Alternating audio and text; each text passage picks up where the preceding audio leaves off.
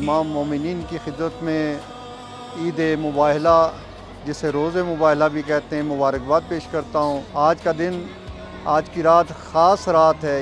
रोज़ मुबाहला इसलिए कहते हैं कि आज के दिन मुबाहला हुआ, और ईद मुबाहला इसलिए कहते हैं आज के दिन पैगंबर अकरम को बहुत बड़ी फ़तह नसीब हुई। ना जंग हुई, ना कुछ और हुआ, लेकिन एक बहुत बड़ी फ़तह इस्लाम के हाथ में आई है आज के दिन के हिसाब से।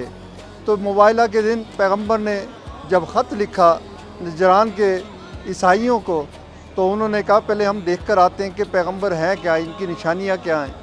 जब ये पहुँचे हैं पैगंबर की खिदमत में, तो पैगंबर से मुबाहला किया, कहा ईसा जनाब खुदा के बेटे हैं।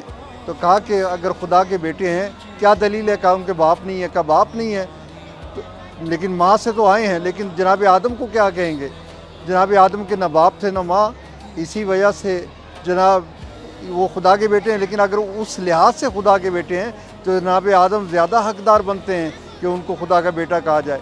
इसी वजह से जब नहीं माने तो खुदा ने आया मुबाहला नाज़िल की, अब तुम नहीं मानते हम एक दूसरे पे लानत करेंगे। पैगंबर अकरम पंजतन पाक को लेकर गए मुबाहला के लिए इंशाअल्लाह।